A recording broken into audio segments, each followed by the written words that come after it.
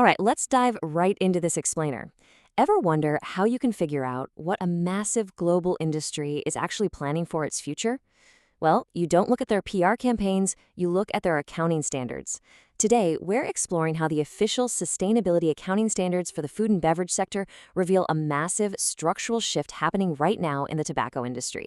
And we're going to see exactly how this transition is being measured, quite literally, down to the gram and the gadget. Here's our roadmap for today.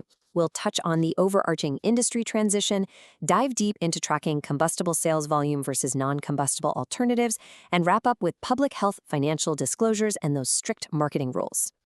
Section 1, the tobacco industry transition. To understand where things are headed, we first need to look at the reporting standards shaping corporate accountability right now. So the Sustainability Accounting Standards Board, now managed by the International Sustainability Standards Board, sets out precise metrics that tobacco companies absolutely must use to disclose risks and opportunities to investors. It's not just a polite suggestion. It's a rigorous framework designed to show how sustainability-related risks actually affect a company's cash flows and cost of capital. And the standard highlights one massive driver forcing this evolution.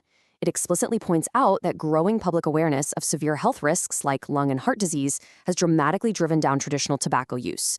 That's the core issue, pushing the industry to pivot toward what it calls harm reduction products, as they try to minimize health impacts while simultaneously accessing new markets. Moving to Section 2, tracking combustible sales volume. Let's talk about the legacy world. The standards actually divide the industry into two entirely distinct worlds using specific activity metrics. You've got metric FBTB000.A, tracking the old-school combustible products, and FBTB000.B, tracking the new non-combustible alternatives. This is where you can see shifting sales volumes visualized in pure accounting terms. Let's isolate metric A first.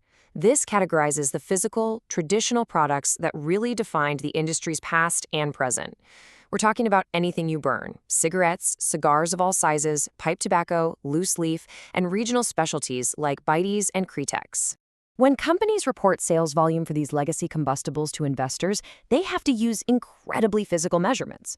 For packaged stuff like cigarettes and cigars, it's counted by the number of individual sticks, in the millions.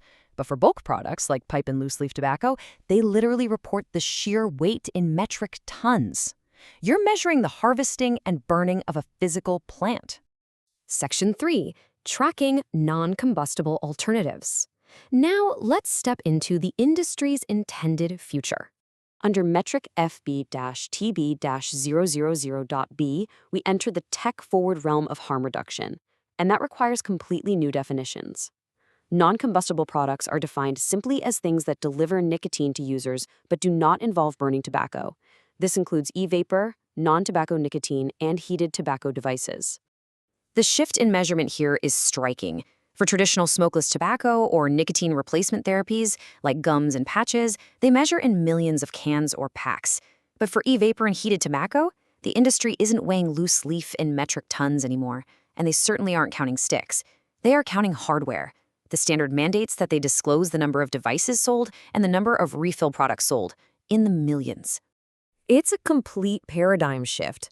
We're contrasting an agricultural, combustible past, measured in tons and sticks, with a technological, consumer electronics future measured in hardware devices and refill cartridges. The accounting standard itself had to evolve just to track what is essentially a hardware and software business model. Section 4, public health financial disclosures. So how does all this impact the bottom line? Because it's one thing to count vaporizers and refills, but it's another entirely to track the money in a way that investors can actually trust. Companies are actually required to report revenue for these non-tobacco nicotine and heated products in two specific ways. First, gross revenue, which includes all those excise and sales taxes. And second, revenue net of excise taxes. Why do this? Well, traditional tobacco is taxed heavily. Providing both numbers shows the true underlying growth of these alternatives, totally independent of shifting tax rates across different jurisdictions. On top of that, companies can't just drop these numbers and walk away. They have to transparently lay out the tightrope walk of risks and opportunities here. That means discussing the technical challenges of bringing tech devices to market, handling sensitive public perception of safety because new scientific studies can pop up anytime, and navigating serious regulatory risks.